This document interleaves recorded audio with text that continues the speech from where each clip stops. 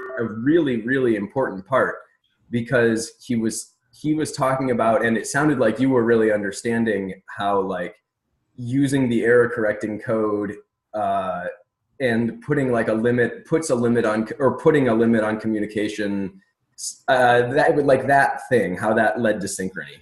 Yeah, I forget what exactly he said. Something on the slides, and I'm assuming the slides are available for you Yeah, guys as totally. well. You're Okay, good. totally right. Yeah, yeah, because I don't remember specifically what it was. What's up, Thomas Love?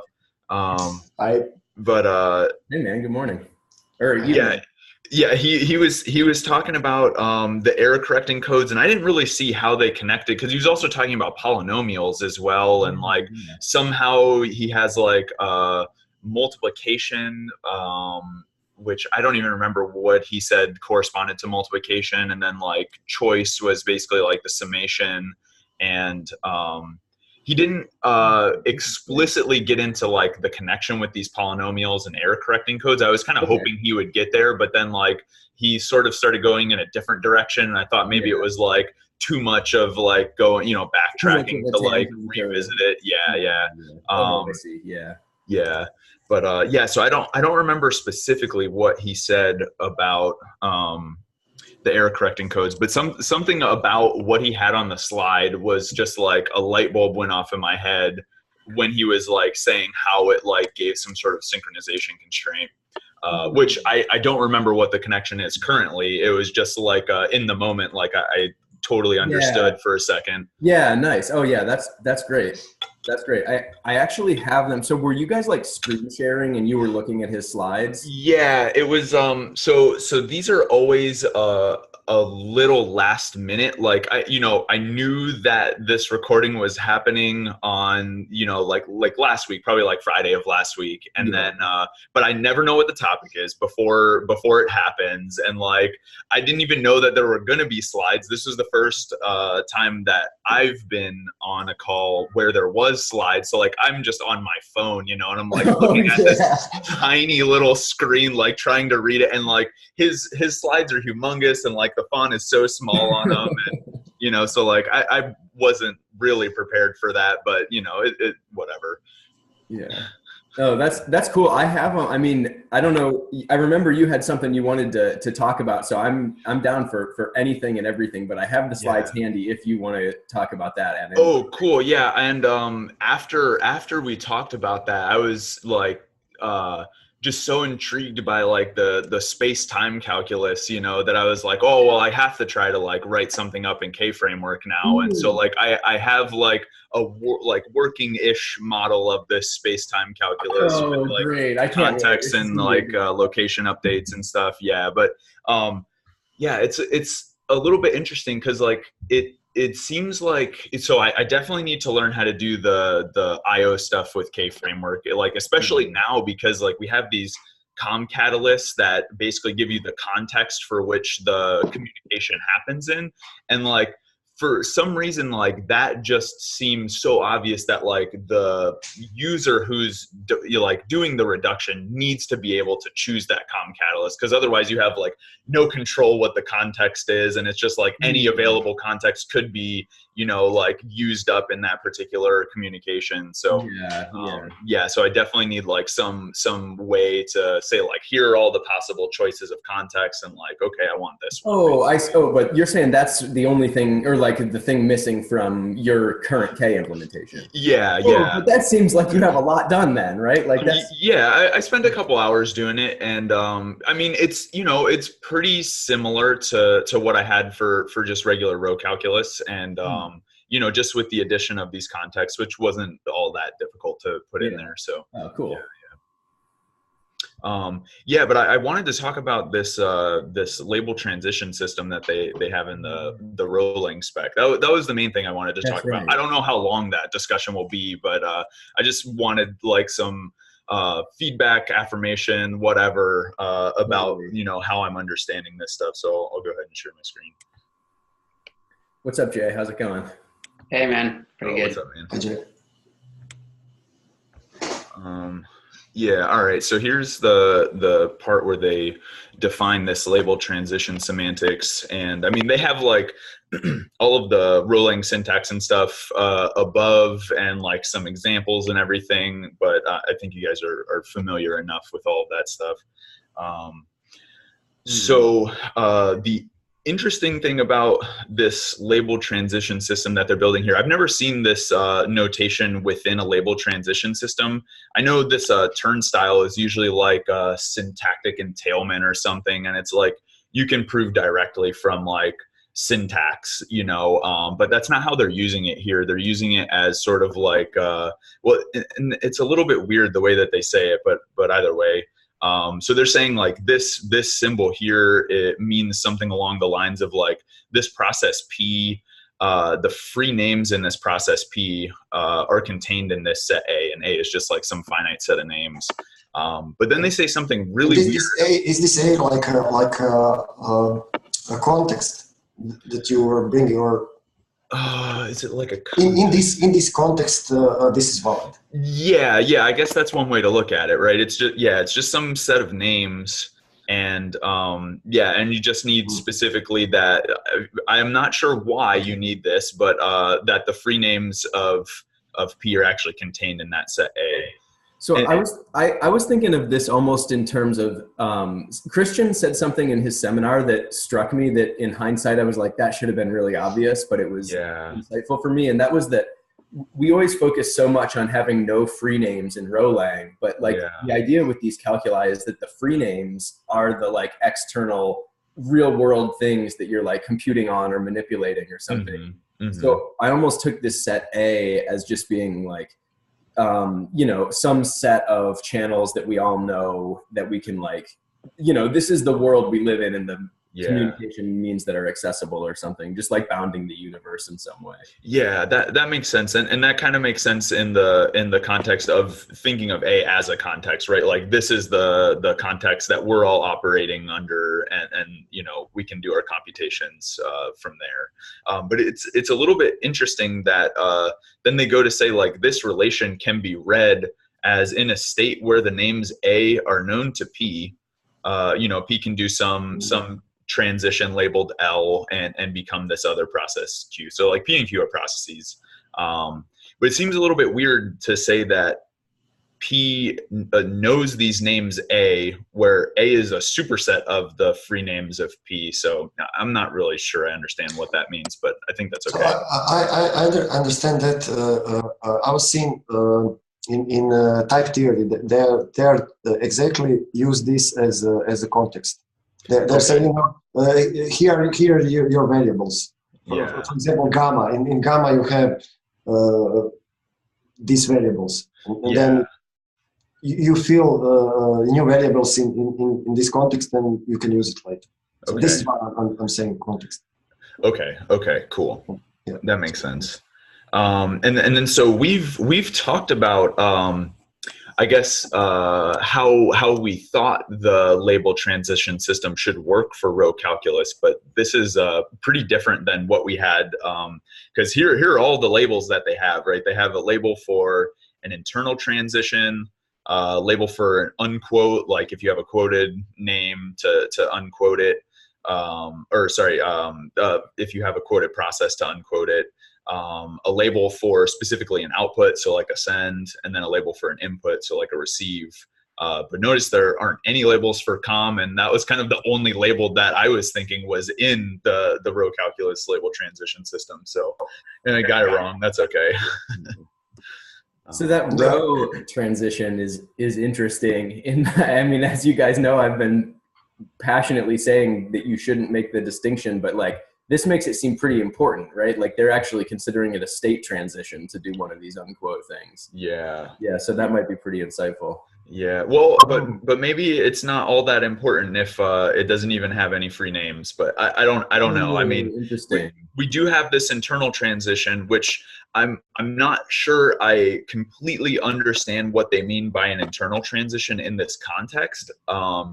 But this does come up in a COM event because like what I'm thinking of with an internal transition is kind of like something that's happening within the process. So I'm thinking of like maybe like I'm substituting variables within the process or something. Like I don't need another process to come in and do anything. And that is sort of supported in their rule for a COM event. But I don't know. I mean, you guys can tell me what you think.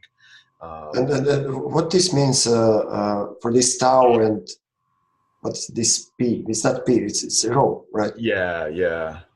And zero is in between. So what this means that all of these transitions, as you said, they are not need anything extra to do this. Yeah, I think so. I've never seen this notion of like free names of a labeled transition, but I think what it means is since we have this set of names that's kind of like our universe. I think basically we're saying like, well, we don't even need to know anything about that set of names to be able to do either of these transitions. But with these, I think we need to have this name X and this name at Q in our set of names. That's just my impression. I'm not sure if that's true. Is this means zero or this circle? Oh, this is just like the empty set. Oh, okay. Yeah, because this the free names is just like the set of free names for this particular transition, and so they're saying for both the unquote and the internal transition, it's just an empty set of free names. But the free names for something like an output or an input, well, it's just the two names that are kind of like used in that transition. Okay. Yeah. So they have several rules for how these transitions behave. And so the first one they call lift. And this is basically saying like if I have like a send process, I'm sending on the name X, the process Q, then they have this transition coming out of it that is the output transition going to the stopped process. So the way that I'm thinking about this is kind of like if I have a send process, then when I kind of like execute this code or whatever you want to say and put the information into the tuple space, after I've put this information into the tuple space, like the fact that I'm sending on this channel and this name is kind of what's associated with that send, then there's nothing else to do after that. There's no continuation, basically, I guess. And that's why we're getting this rule. And then a similar thing for this in rule, where we're saying if we have some sort of receive process, it's kind of a similar thing. We basically put something into the tuple space, and that something is like, well, we're listening for some name, which we're calling at Q here, and we're listening on the channel X, and then we're going to substitute that name at Q in for, well, whatever we were calling it when we got it, and then this is our continuation basically with that substitution. But it's a little bit weird because it almost seems like we're saying immediately from the receive, we automatically can execute the continuation like with a substitution. But I think what's going on here is we're kind of just indicating like we're waiting for this name. And when we get it, that's like just a placeholder, and we'll just put it here when we actually get it. Yeah, because if it actually executed, it would become a zero, right? If it actually executed. Well, yeah, so it wouldn't be P because P had executed. So I think in the output or the lift situation, it became zero just because we don't have a continuation. Like there's no side effect from the send process, but there is a side effect from the receive process because we have this continuation, right? Like once we get this name, we have to do more stuff. But over here, when we send some information, like we don't do anything else afterwards. But like I said, that's just how I'm interpreting this. I'm not sure if that's correct. Yeah, this makes sense because when you send something it can be some kind of reduction, but right. Yeah. But this is only about ascent, so you're not thinking about some other continuation that we are waiting. This is just about send and just about receive, right? Yeah. It's not about other stuff that can happen. And the way that it made the most sense to me was thinking about it in terms of the tuple space. Like here is kind of like in an execution environment or something along those lines, and it's like, okay, I put the information in the tuple space and now there's nothing else to execute. Whereas with receive, it's like, okay, we put stuff into the tuple space, but then we're kind of waiting for things to come out and then we'll execute more code basically. So I wasn't even aware that we were implementing choice in Rolang, but this spec makes it seem like we are. But either way, you know, as with choice goes, like if we have a reduction from either of the summands, then we have a reduction of the entire sum. It's a little bit weird that there's not another rule to say like exactly the same thing, but for the right summand, but I guess that's okay. And then on what do you think? I'm sorry. What was that? You said on the right side. Like for Q on the top. Yeah, exactly. Because this is making it seem like you can, like if you have a reduction only from the left summand, then you have the reduction of the full sum. But what about the right summand? But I think it's fine because it's like a commutative operator, so maybe you don't need to use both rules. Yeah, I think it's definitely implicit, right? Like, yeah, it definitely is allowed to do that same thing with Q. Yeah, and don't look at any of this stuff. I don't know why they didn't clean this up a little bit more, because like these rules continue to the next page, which is a little strange. But I totally didn't understand what I was looking at for the com rule. So yeah, don't worry about this line. Don't worry about this line yet. And then we also have this, can I also sorry. No, this sum is a part, right? No. So sum is like choice from the pi calculus. Where if P and Q are both input prefix like 4s, and whenever either one of them receives and comes out, the other ones in the sum go away also. Yeah, you just kind of you just like basically collapse all of the other summands and just continue with the reduction that you had. For a sum on sends, is it just which one is received first? Or? Yeah, I think so. You can't do sum on sends in asynchronous calculus. Okay, it's only with it's only with the thing that has a continuation, basically. Yeah, that's right. Okay. Yeah, the reason I was thinking you could do that is because I'm more familiar with the synchronous pi calculus, because that's the way that Milner presents it in that tutorial paper. Yeah. Send with continuation. Yeah. And then so we have this rule for the tau transitions, but this is one of those internal transitions. So I'm not 100% sure what to think about those kind of independently of like a COM event, but you know, if you have some ability to do an internal transition, right, you can just apply that with no hypothesis, basically. But I'm not really sure how to think about that. So one thing that doesn't totally make sense to me yet, like I definitely followed what you're saying there and can sort of, you know, make some sense of it, but we're talking all about these labels and when we can apply the labels, but I'm wondering if I really know what the states are that we're transitioning between. Because I always thought of them as, when we were saying like COM is the natural reduction rule, I was thinking of the states as being states of the tuple space. Yeah. I'm wondering if, you know, considering the relationship between labels and names, I was thinking that the receive, the fork would correspond to might correspond to a bungle minus, send to bungle plus, a bungle 0 to a row. um,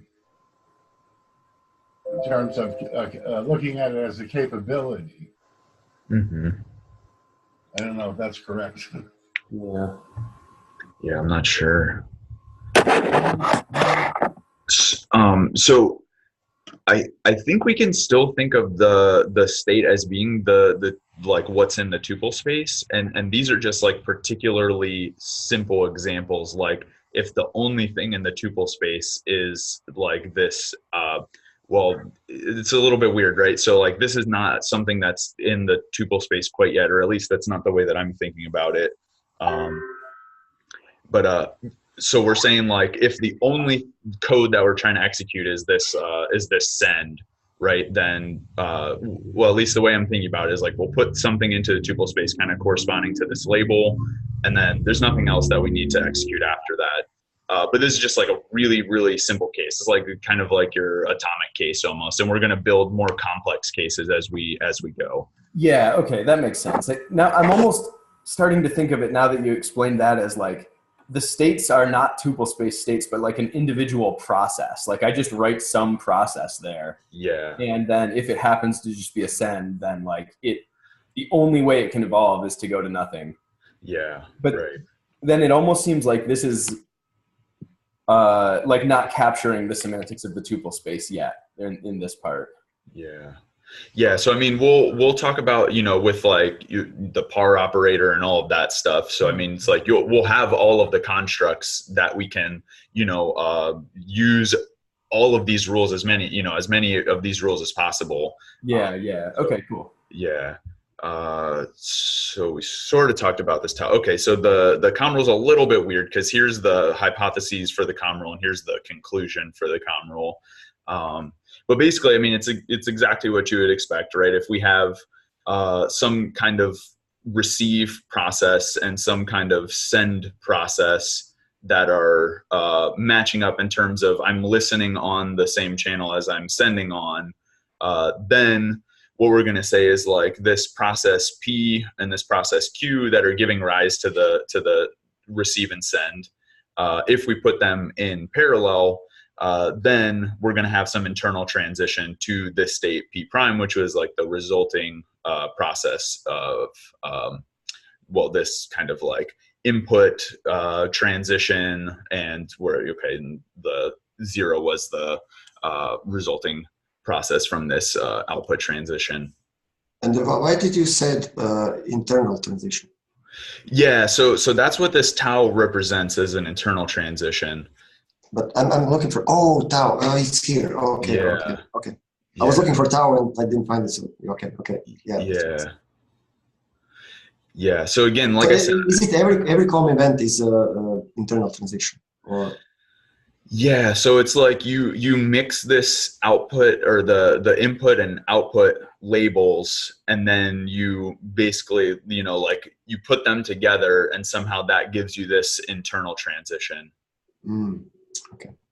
Yeah, and so like I said, this is kind of the only context in which I feel like I understand this internal transition is just like, okay, now I have 2 processes running in parallel, and ultimately all I'm doing is just some sort of substitution, and I kind of like forget about a few terms. That's fine. I don't really need to know anything externally to do that. But I'm not sure I completely understand just like an internal transition just as like a standalone thing. Okay. Cool. Yeah. Does that make sense? I'm. Oh yeah, totally. Okay. I was just confused about internal. I didn't know why is it internal. Yeah. It makes sense. Yeah. Yeah. So I think calling it an internal transition has something to do with the set of free names being empty. But so there's something about having names on which you can like witness certain things, and so I think with this internal transition is you just don't have a name to like witness this transition happening. Oh, okay. Because I mean, they talk about in the Rocalc paper, they talk about like that n-barbed by simulation, right? And you need like some set of names to like witness these transitions happening. So I think that's what they mean by internal transition is you don't need a name to witness it happening. Yeah. Or maybe no name can, witness it happening kind of. Yeah. And then and so then this guy actually belongs to the par rule, and it's exactly what you would think, right? If we have like some transition with label L from P to P prime, well then even if you put P in parallel with Q, then you still have this transition to P prime par Q. So I guess the one thing that's really tripping me out is those very first few we did. It just seems like if I look at the rule for the send label, or I guess they call it lift. Yeah. It just seems like that's telling me that a send can reduce all by itself, right? Like there's no thing above the bar that says it must be common with a 4. That's the thing that still feels a little weird. Yeah. So when they write these transitions with a particular label, it's just that this is a possible transition out of this particular state or process. But like I said, the only way that I'm understanding this is like this is something that I need to run. And then I put it into the I put whatever I need to into the tuple space, and then there's nothing left for me to run afterwards. That's the only way that I can understand this, really. Yeah, that is really weird though, because if you're encoding it directly, I would be inclined to write the rule that any send can just reduce to a 0. Yeah. Right. Yeah. Okay. Yeah. So I mean, I'm not sure, right? Like I don't claim to understand any of it. I'm just trying to make sense of this. Yeah. No, I'm with you. I just wanted to mention that too. Yeah. And so for the tau, I don't see when exactly that's useful to have that rule at all. Like the tau and then P, but I'm not even sure what that syntax means, right? Like what is a tau? What's a tau dot P? Yeah, exactly. There's no other rule that really specifies like resulting in a tau. Yeah, right. Yeah, so I don't know if they were like thinking of something more general here and they just included it, and I don't know. It seems like there's kind of several parts of this document where it's like just like wrote down a bunch of stuff and then maybe didn't like come back and edit it, but what can you do? Yeah, so either way, and then the last transition that we had is that unquote transition. So if you have some quoted thing, which is it even clear what the connection between the lowercase q and the capital Q is? I'm assuming this means that lowercase q is like the quoted capital Q, but I'm not really sure. But this is our rule here. Yeah, and then they start talking about traces and stuff in the label transition system, but I'm not sure it's like particularly enlightening or anything. I just thought it was really interesting that the one rule that we were like pretty sure we had to have a label for, the one transition is not even a label transition in this system. So that was kind of interesting to me. I think my hypothesis right now is that we are not we were not discussing an LTS for exactly the same thing that they are here. Yeah, right. I feel like we were specifically talking about a state machine that like represents the tuple space, right? Like stuff can come out of it. Right. And it almost seems like this is just more for processes or I don't quite know how to put my finger on it, really. Yeah, and so I think the whole reason that they defined their transition system this way is so that they can talk about this cost model on top of it, because they want to talk about like when we submit code to the tuple space, or at least I'm assuming this was the intent. Like when we submit code to the tuple space, we need to somehow associate a cost with that. So, okay. So this lift is this represents the thing that we're trying to par in.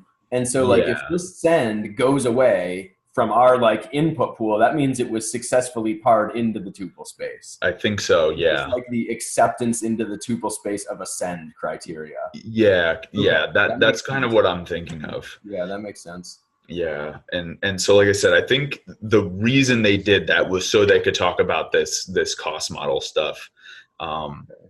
Which basically, I mean, the cost model just, and they don't say a whole lot more about it than what I'll say right now is it's basically just some way of associating with each one of these labels in our transition system some non-negative rational number. That's it. And that number that you associate with the label somehow is capturing the complexity of this transition that we're talking about. I remember that Greg mentioned labeling each rewrites so we can get trace information. Does this make sense? Well, I mean, they're talking about trace information here, but I wasn't really sure what this did for us exactly. But you are talking about this, right? When you put send in the tuple space, you want to know. Should you label each send that you put in tuple space, or are you just labeling these reductions? I'm sorry, what was the question? Are you labeling the each send when you put in a tuple space, or just the reductions? Yeah, so I think we're labeling each send, or at least that's what I'm interpreting this to mean, right? Is like anybody, kind of like what Joshua was saying, is like anybody who wants to parse something into the tuple space, right? Like they're trying to do this operation basically. So we want to have a label for each one of those.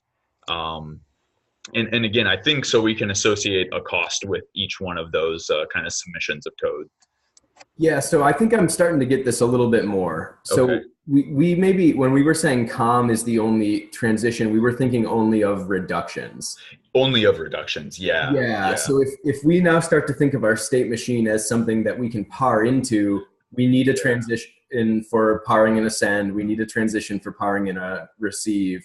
Yeah. We still have the one for COM, although like we were saying, that syntax is just a tiny bit goofy, but it probably makes sense. Right. I don't really know how sum works yet. I guess like, well, yeah, if P reduces some anyway. Oh yeah, so that L from P to P prime is probably a COM in this case, right? If yeah, something like that. Yeah. Yeah. All right. Cool.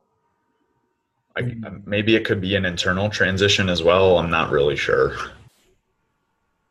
Oh yeah. Oh, that's right. But definitely COM would be one of them. An instance. Yeah. Yeah. Yeah. Yeah. Well, I mean, it says L, so that would mean any of the steps, right? Yeah. Which, yeah, seems like, then you only got these options, right? So then COM like isn't an option, but maybe you can even like put them together. Oh, that's right. Yeah, because I think, and maybe that's why they start talking about these, traces, because now we can like compose, all of these transitions. But I don't know. Okay. Yeah. Cool. So, I mean, this is really similar to what I've been thinking about when I've been writing Roxy's tuple space, because there's operators to par in a send and a receive, and to do a COM. It doesn't have choice, and I don't quite get what the like tau stuff is, but that's starting to become a little bit clear overall. Yeah, and so the only other place that I've seen the taus and these internal transitions was in that course, Professor Groot's course. Because he was talking about internal transitions and how they relate to like bisimilarity and all of the different notions of like behavioral equivalence. But I'm not 100% sure I see the connection here yet. So I mean the cost stuff is not super complicated. I mean, basically all it comes down to is like whatever the cost of doing this transition is, the cost of the thing on the left is going to be that cost plus the cost of the thing on the right. That's really all it's talking about. And then they just do it specifically for each of the rules. So the top says if P can reduce to Q by a label L, then KP, that's the cost of process P, is M of L, the cost of that particular label. So like if this operation is parring and ascend, M of L is however much it costs to par and ascend. Plus recurse for the whole rest of the future. That's right. Yeah. So if there are things still to further reduce afterwards, then we'll have to add the cost of all of those. But in the case of like ascend, well, there's nothing to reduce further after we send stuff to the tubal space. So the cost is literally just what the cost of that output was. Oh yeah, so this is one of the terminating cases here. Okay. Yeah, and pretty similarly for an input, right? It's just whatever the cost of the input is plus whatever the cost of the continuation is. And I mean, it just goes from there, right? It's just basically the obvious rules for each one of them. Yeah. And they start talking about like flow and halting and stuff like that, but I didn't really get that far into this paper. So they start giving some conditions for what they're calling rate limiting semantics, and this is all about the phlogiston, or however you say that word. Phlogiston. Yeah, so I think like this Ethereum has this concept too of like, if you have a really nice state machine that can compute lots of things, you don't want someone to submit code that makes a validator run and run and run and it's never going to terminate. Like So they basically have to set like a maximum. This is how much I'm willing to pay for, and if it hasn't halted by then, just bail. Yeah, right. Yeah, and that's, I mean, more or less what this is getting at, I think. This reminded me of this Wadler's talk about unbounded integers. How you calculate cost if you have unbounded integers. This is like a big problem. Like big numbers, you mean? Unbounded integers. So you can just increase increment your integer to infinity. Right. And he was explaining. I don't understand fully, but he was explaining that it's difficult to calculate cost if you have this kind of integer. You must put like a upper bound very high to cover the correct cost. Are you talking about like the cost of storing such an integer or doing? Calculation about, for example, he was explaining, I think, in summation and subtraction. Yeah. And he gave example in an airline. They have like an unbounded integer. I didn't know. Yeah, I if I'm not mistaken, I think K-Framework has unbounded integers as well. Okay, so like, I want to just look at the sum, or I'm interested in one of these. So how about par? Because we know how par works. Okay, sure. So if P reduces to P prime, they're already using the rule that like you can reduce a par in this way, I guess, right? So then what's the P sub PH? That's the amount of flow that's still held by the process, I think. Yeah, the flow balance of that process. Yeah, that makes sense. Okay, so when I deploy a process, I give it a certain amount of flow. Yeah, and then so P has some amount of flow. Yep. Oh, so it's saying P prime's amount of flow is however much P had minus however much it just costs to perform an operation L. Yeah, right, because we just gave a cost to each one of these labels, right? Yeah. Are these all obvious? So like, let's look at in. So I'm interested in sum, right? You have a choice, right? Oh yeah, between the two. Oh, and wait. So they're just summing the cost from both. Right? Or That's what it looks like. Yeah. I mean, they're saying you have some flow No. balance for P and some flow balance for Q. I'm not. It means you have two processes, P and Q, and every process has some flow associated with it. And while only one of those continuations is going to run, that doesn't mean you have to throw away the deposit you put on the other one. Oh, yeah, right. Put them together and then subtract the cost of L, the actual reduction. That makes sense.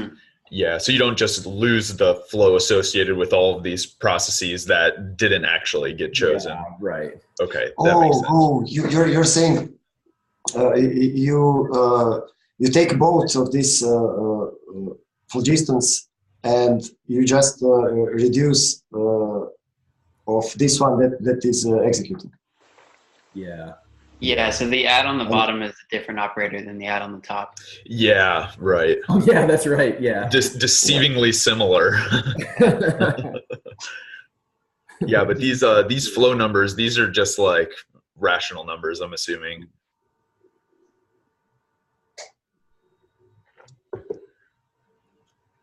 Yeah. Okay. Cool. What about how about one of the ones where we're putting something in instead of reducing? So like lift. How about lift? So that we said that's the one where you're powering an ascend, right? So how much does it cost to power an ascend? Yeah.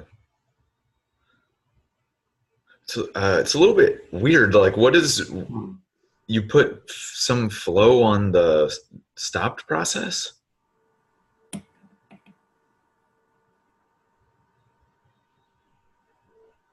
Maybe that just means like the initial deposit. Well, yeah. So this would be the initial deposit, I think, right? Like you want to put this into the tuple space. Oh, the leftover flow, the amount of flow that's left over once you've reduced to the bottom. Yeah, right. Yeah. So okay, yeah, you subtract the cost of actually running that, or executing that code. And then you have something left over, which I guess they're just denoting by whatever that process is. Even if it's the stopped process, you still just denote it by that process with the sub pH. Yeah, cool. Yeah. Oh, okay. How about powering in something with a continuation? Oh, so like the in. Yeah, so I think it's always basically just the same thing. It's whatever it is on the left. Whatever it is on the right is whatever it is on the left minus the cost of this transition. I guess, yeah, some might have been the most interesting one. I guess what I'm struggling with is like, I feel like it should cost more to power. I guess what I'm saying is like not all, even within sends, not all sends are created equal because I might be sending a crap load of information versus just a few bytes. I think this is capturing that. Oh, okay. All right. Yeah, because we're saying the cost associated with this particular output. Oh yeah, not just send in general. It's yeah. X and at Q. Yeah. Okay, cool. I'm with you. Yeah, which I mean, how do we actually compute this? Well, I guess that actually just gets into like the economics, right? Yeah.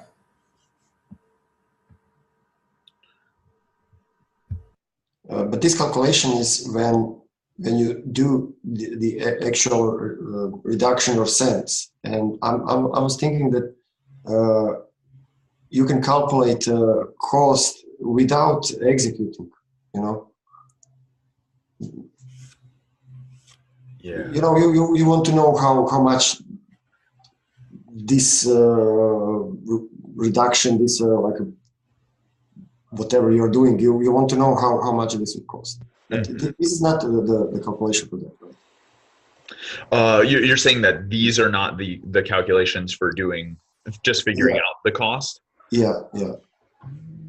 Because it involves transition. Yeah. You must know what is the transition and calculate from that. Right. Because for choice, then it's difficult to calculate. Yeah, and for something like a receive would also be difficult, right? Because it depends on the name that you actually get. right? Because like you know, if I want to listen, you know, on some channel X, like I know that channel, but I don't know what I'm going to receive on that channel. So how would I actually even compute this cost a priori? Yeah. Yeah, it can depend on the value that you are receiving. Yeah, right. Well, one way to compute it a priori would be to, or to maybe just skirt the issue a little bit, would be to make it the cost of deploying this receive not depend on @Q, but rather like the sender who deployed the send of @Q on X has to make sure there's enough to go into perpetuity to support however big or small @Q is. Yeah, and that makes sense to put the burden of that cost on the sender and not the receiver, right? Yeah, you're the one that just sent a gigabyte onto the blockchain. Yeah, right. You got to pay for that. So you're just paying for your deploy, for your storage and whatever, right? Yeah, that's the idea I'm kicking around. Yeah, I don't. Yeah, I think so. That seems most reasonable. Yeah. Well, I mean, I don't know if you guys want to talk about this more. That's kind of mostly what I wanted to cover. Yeah, like I said, what's on the last page and a half, or so this is just all the stuff with the halting conditions. Yeah, I mean, we can go through this too if you want. I don't know if I want to or not. I'm going to read that paragraph at least. I think it's basically just like, if you know that flow is negative, well then you don't actually, you know, like if you don't have enough flow to do the, you know, computation or whatever, then nothing happens. Oh yeah, or no, nothing happens. They just still pull that send out of the tuple space. It looks like, right? It still reduces to 0. Well, yeah. So what is this arrow then? It's not labeled. Good question. This is an unlabeled transition system. That's the unlabeled backdoor, man. It didn't have enough money and it got thrown out. Yeah, right. That's how they all end, though. Oh no, that's not how power works. Oh yeah, of course. The Q remains when P runs out of flow. Yeah, right. Yeah, if you're trying to do a transition on just one par end, then you don't necessarily kill the other one. Yeah. Unless, you know, that guy doesn't have enough money either. So it says in the paragraph, in implementation, this condition is held as an invariant that must be checked and satisfied prior to executing the next transaction. So it does sound like it was planned to happen in real time, like in the execution time. This means that this check will check just for that you have above 0, or that you have enough for this next transition. But right, you cannot calculate next transition. We said that. Right. What were you saying, Tomislav? What was the question? I'm thinking about this next transition. Can we calculate? Is the balance satisfies this execution of the next transition? I was reading the same sentence that you. Yeah, right. I understand now. I'm just thinking. I think the only way to, like, maybe this is naive and we can do better, but I sort of am thinking like you're always going to have to optimistically execute one step and then say how much did it cost, and if the person didn't have to have enough, like, then you kind of got hosed on that one reduction, but you probably made a bunch of money on the way or something like that. Yeah. What will happen with this exact reduction? Oh, like do you roll it back, or? That's a good question. Yeah, I don't know. I mean, I get that's like an implementation question. What's the bottom middle thing that's just off the screen? What's that equation say? Oh, no, nothing. Not anything too interesting. But if this is only one reduction, it will not happen. If you try to execute it in one step, you will just not execute it, right? Well, the question though is like, if we do it com by com, or, you know, com and sum, like one at a time, if you did do that last one and it turns out like, oh, they couldn't afford that one. Yeah, I mean, your question is like, does that one still stay committed, right? And I think, Isaac, you're probably right. Like, that's an implementation detail. Yeah. I think probably in the blockchain context, it might not. Maybe in the blockchain context, the rule is if you cause an error at any point, just don't set that thing around Casper and like. But you can have like a big file, or I mean, 10 gigabytes, and in the middle of execution, you find out, okay, you don't have enough logistics, but you don't want to process this other half of the file, right? It's too big. You just stop it here and. Yeah, but I think the point is like you as the deployer needed to make sure you deployed in a responsible amount of flow with that file, because by the time the validator finds out that you had insufficient funds, they've already processed a chunk of the file. Mm-hmm. Yeah, right. It seems like those funds wouldn't be recoverable, right? Because like that work has already been done by for this first half of the file. Right. Yeah. Or I'm almost thinking of it more as like the first half of a reduction trace as opposed to like a big big piece of data. The deploy would fail, right? So it would never.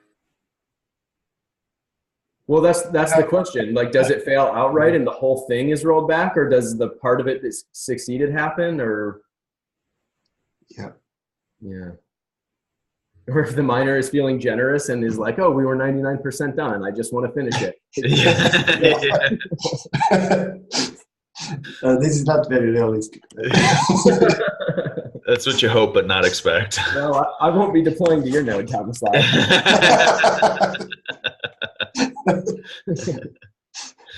That's right. So hey guys, I have to jump off for like 20 minutes for a different call, but if you're still around, I'd love to just hear more about K-Framework, or if you've done anything in Haskell or whatever Jay wants to talk about or anything. Like, I've got some time. Yeah, cool. I have some. Oh, good. I was wondering if you had an example of a condition for the error correcting codes. It seems to be a confusing point. But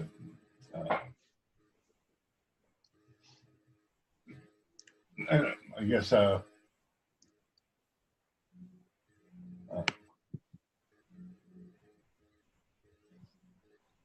Isaac might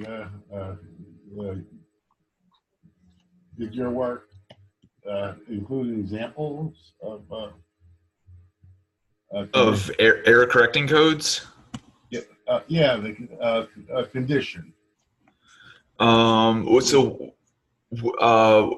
what do you mean by a condition for error correcting code?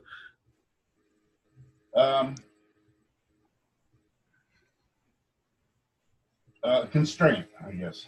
Mm-hmm. Yeah, they're talking about condition.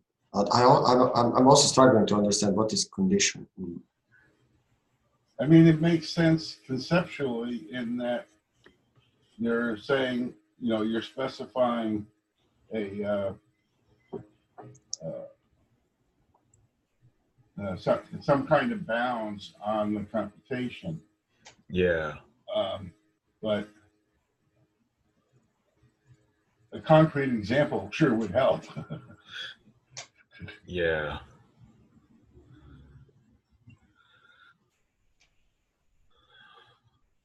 But this constraint, this will be a rolling code, right? In Casper. When you receive a block, you are analyzing the block, and all of this is done by as a part of the Casper. So I'm imagining that we will have some kind of contract that will.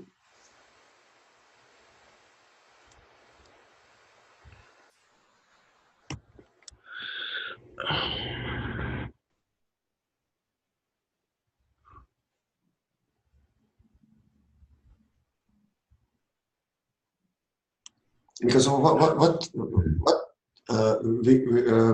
is the point of this? To reject some blocks from some validators, right? Yeah, I mean, I think that's equivalent to imposing like a synchrony constraint or something.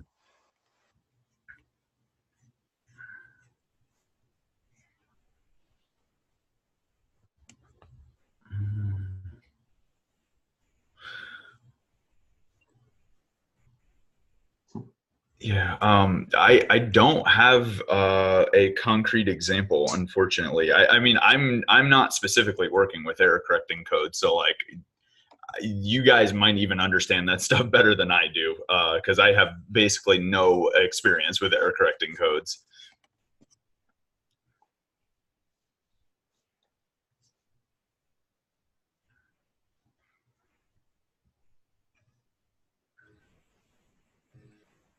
Yeah, I haven't looked into it much either. Yeah. From Greg's explanation, I have a feeling that we still don't have this answer to this question, how we can build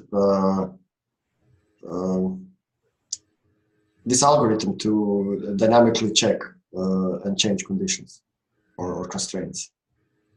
I'm not sure. I didn't see it. Yeah, from what it sounded like in the discussion yesterday was he was saying something along the lines of like you're only ever using like one of these contexts or error correcting codes at a time, but because of like the compositionality and the fact that we have these com rules for different contexts and you can literally just compose them, you can patch it if you want. So like at some point in time, if you need a different constraint, then we can just like I'm not even sure what the right terminology is, but basically like deploy that, and then even if somebody is not using that particular code, then we should still be able to have some sort of communication because we can compose these things. But I'm not 100% sure how all of that works, honestly. Yeah, this makes sense. We're trying to come up with consensus, and we're all using different rules. Yeah. It would seem to me that the error correcting codes are somewhat arbitrary. Yeah. So in a real case, if we're truly looking for a consensus, and I look at the consensus in terms of the common clock. Mm-hmm. Okay, you have a empty de Sitter space, and there's different time dimensions from different locations within that space. Mm-hmm. But we can agree we're in this space. And if our rules are consistent with us being in that space, then I can see maybe how we don't have to all use the same rules. Yeah. I mean, the same rules, you mean the same rules of consensus or I'm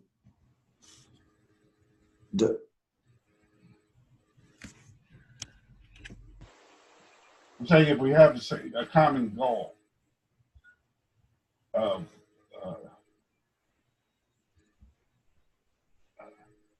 I really don't know.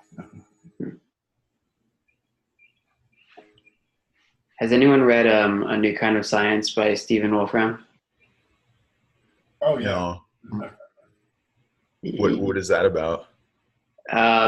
It's this big book in which he kind of goes into how complexity can emerge from very simple systems. Mm-hmm. He starts with like a really simple automata game. He basically, over about 30 years, has discovered these emergent systems through all these different patterns. And so this is the book. It's huge. But there's a section on his idea, because he was originally a particle physicist, and it's his idea of space-time. And so he kind of like lays out the like lattice structure of what space-time he would imagine would look like and why 3 dimensions make sense. And then he goes on to basically through like simple reduction rules, basically explain like why relativity makes sense and like why gravity makes sense, and kind of like how people can reach consensus through like the movement of like simple space-time reductions. It just seemed like a really interesting pattern for consensus. Yeah, and I feel like that has to relate to this new space-time calculus, that Greg is talking about, because and again, like I think I understand sort of what he's talking about on like a really abstract level, but I don't know exactly how that implementation will work in like a blockchain context. But from my understanding, like his whole point in introducing these contexts was basically to eliminate the need for something like wall clock time. So we don't have to actually agree on any particular notion of time. And it's kind of like an emergent property of, I guess, like our communication mechanism almost. Yeah. Mm.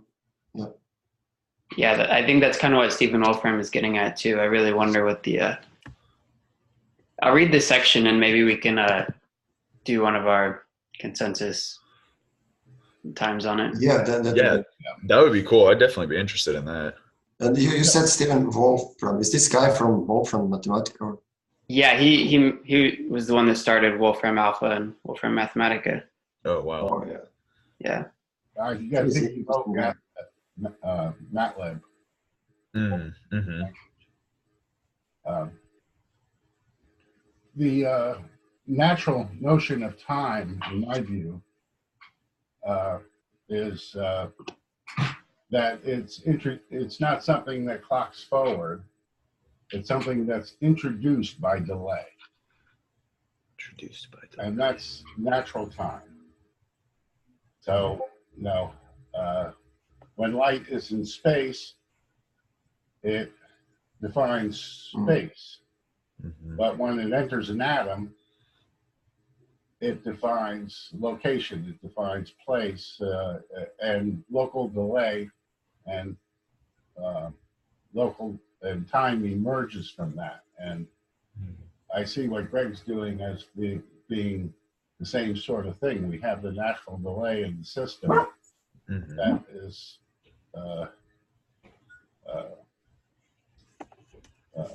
communication delay.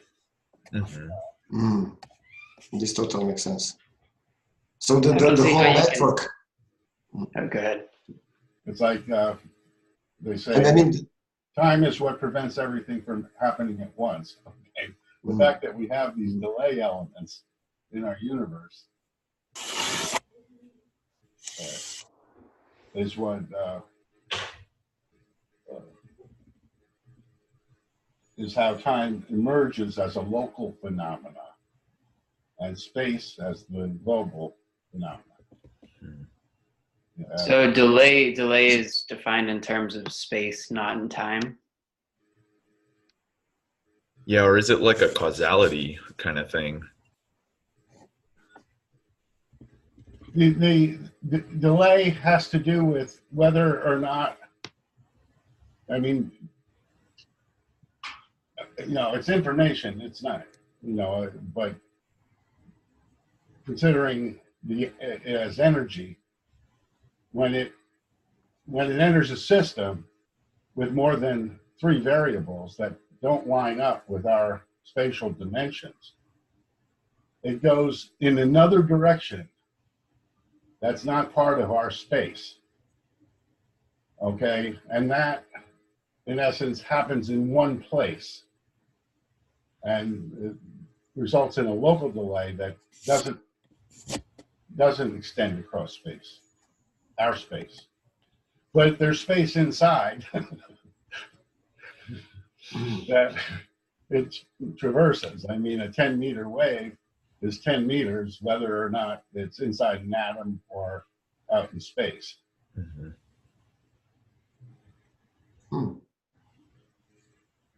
And why are you saying that space is global and the time is local?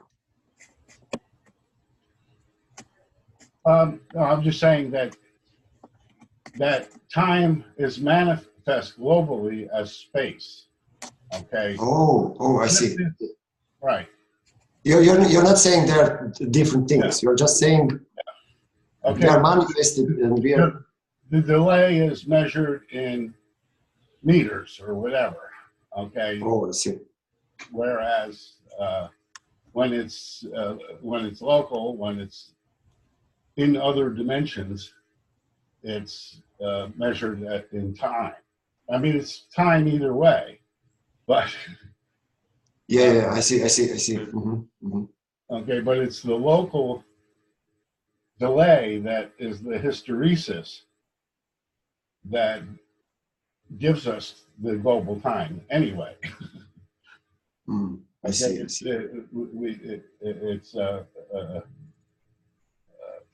emerges from local delay. And in the network, it's a little different. It's not local delay. It's communication delay. So not a perfect analogy, but in a sense, the space, each node. Yeah. In terms of space, that's analogous to communication. We have a communication delay with everything out there. It's how many light years away it is. It determines the delay. So each node has its own internal delay, right? That's true. And all nodes together keep holding the network delay, and multiple networks hold like this kind of delay. Does this make sense? Yeah. Because I am thinking about correcting codes in terms of the whole network.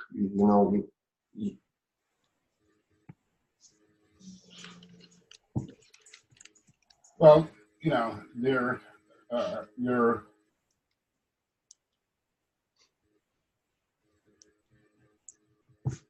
if we just look at the time element by itself, okay, what is it? I mean, that's a simple way of setting a time limit on, if I haven't received, if I didn't receive a block before in a certain amount of time, I'm going to ignore it, whatever that's called. This is a different way where it doesn't start with a preconceived notion of time, but is able to impose limits on what needs to be considered. And that gives us the liveness. Is this related to this Hamming distance in a sense of this delay? Hamming distance is a good example. Of a good example of this delay? Yeah. Oh, okay. Okay, yeah. This makes sense. Or if you can calculate this Hamming distance. The distance in the empty de Sitter space, whatever. Oh, it doesn't have to be concretely some delay or something.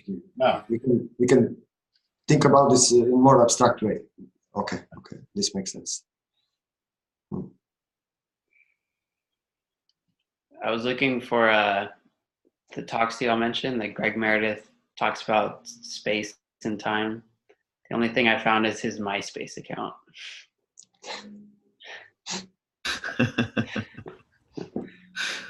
Not the right space, I guess. Yeah. Is it on the blog or something? Yeah, I'm not sure where the slides are. He sent me a copy of them. Let me download them. Yeah, you mentioned this. Is this a Casper talk or what? I mean, it was on the Rcast. Oh.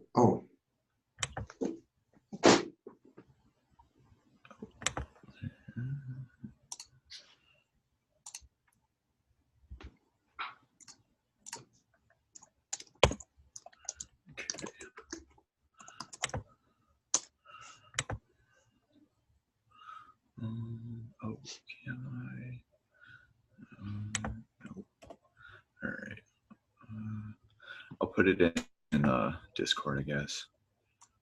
Cool. Cool.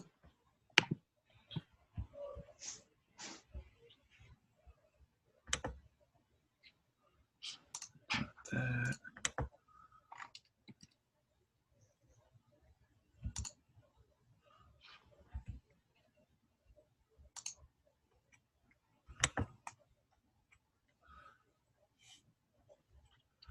Yeah, so those are the slides that he was using.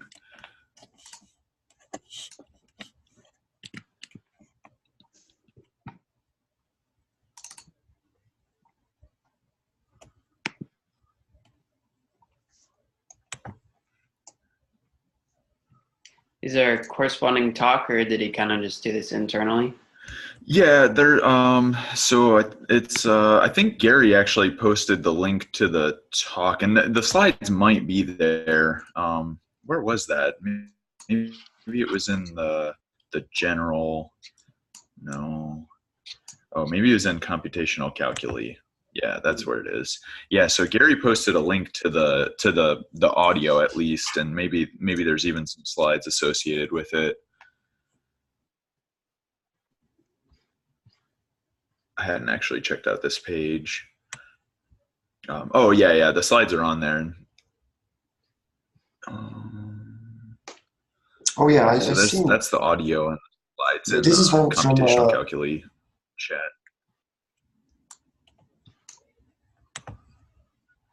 But is this Greg showed in community hangouts, or? Oh, I don't know. Sure.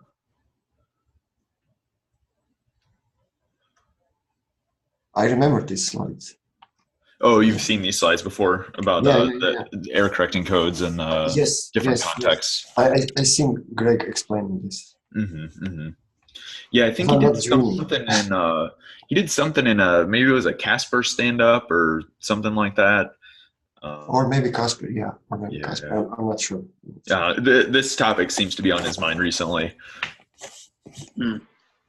Cool. Or maybe I was just dreaming, you know. Yeah. Oh yeah, I remember bra and cats. Oh, okay. Oh, he didn't get to that part in the podcast, but yeah, I mean we got the slides there for it. Because he's talking about like observations or something at that point.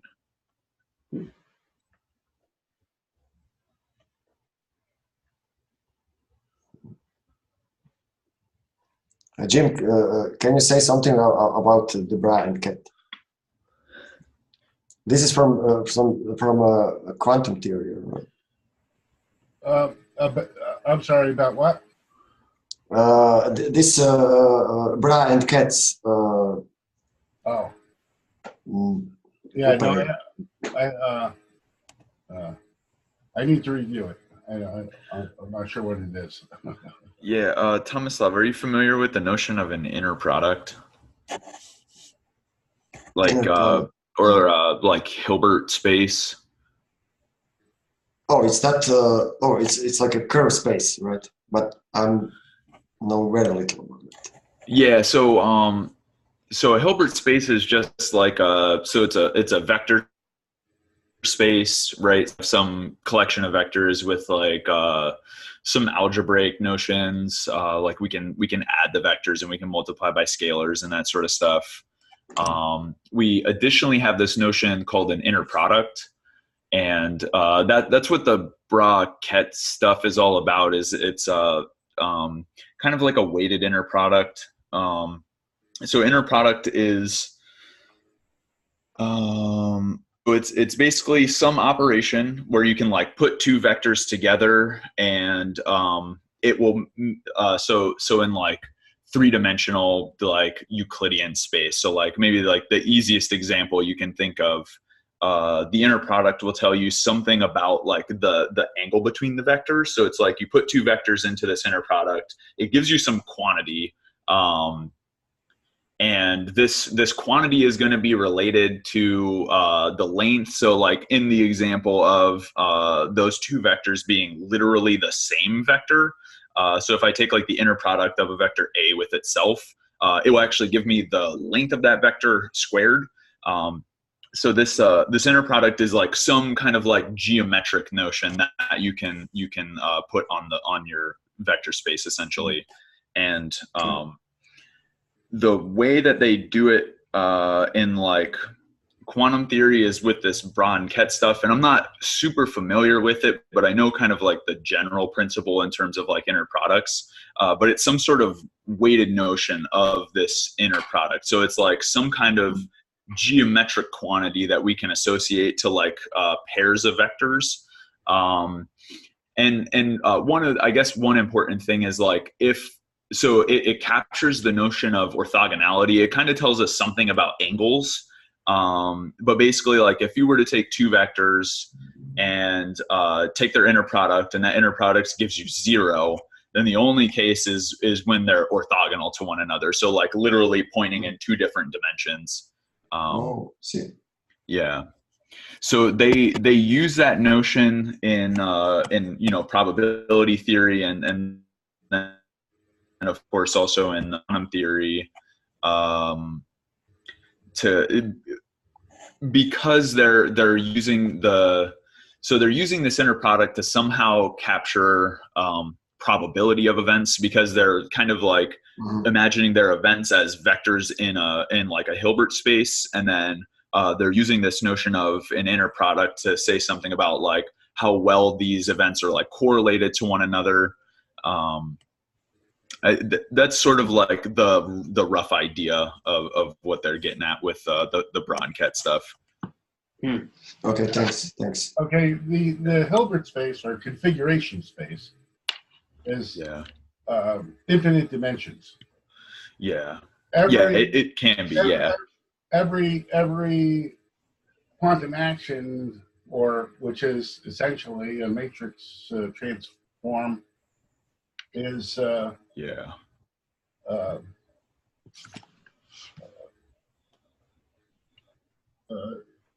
potentially in a different direction. Okay,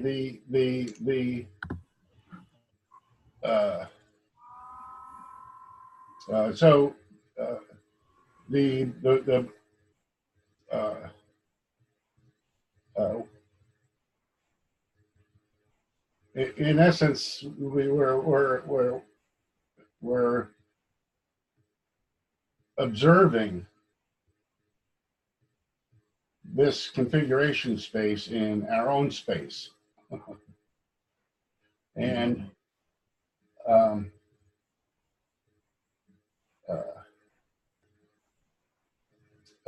events happen when you have a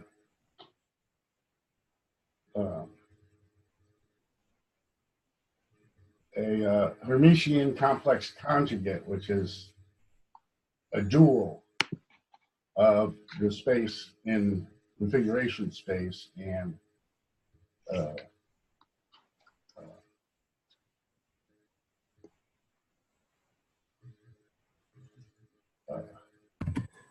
Did you guys get onto quantum error correcting codes while I was out?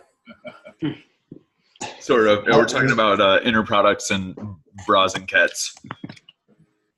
Yeah. Oh, bras and cats. Oh, nice. Yeah. I hardly remember that stuff. Yeah. I remember I was watching lectures from David Deutsch about quantum computation, and he was using bras and cats to explain something. And now after your explanation, I'm not saying that I understand, but I'm thinking like it's something that you want. You have results of your quantum computation, right? For your qubits that you're carefully aligned, and this makes sense to say that this is some kind of way to express how these qubits will be and ends up in some kind of configuration that you are expecting or not expecting. Mm-hmm. Yeah, I think in the sense of like the Braun-Ket stuff is all about measuring probability of certain outcomes, right? I mean, that's kind of what you're asking about. In more spatial way, right?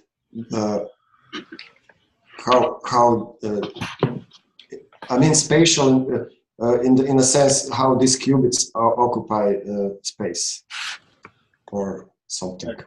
Greg did some broadcast stuff in the Casper Hangout stand-up, I think. Okay, I'll definitely watch that. Yeah. So some of you guys should probably hang out on the Monday Casper stand-up. I think it would be very interesting. Yeah, when is it? I sort of somehow that didn't ever get on my radar. It's public or semi-public? Semi-public. Somebody deleted it from the calendar last week, but I added it back again. It's in Christian's room, 10 a.m. New York time. It's the same as the debrief room, the Wednesday room? Cool. What room is that? I can grab a link. I was trying to watch all the previous episodes before I joined. So. Yeah, you're catching up on a backlog.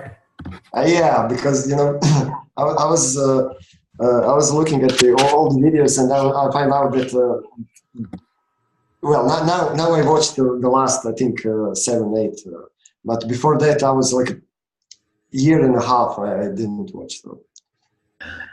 Oh wow, yeah, that's a pretty big backlog to catch up on. Oh yeah, it's one a week, right? And there's like 85 of them, or maybe even more than that now. Yeah. I remember I watched it from the start, but yeah. Oh man. Cool. So did we see any K framework or any Haskell or anything? Not yet. Not yet. For today, I have something to show. So I have not only one. I have different things. Awesome. Nice. Yeah, great. Should I start recording? I'm not sure. I mean, it's probably a good idea.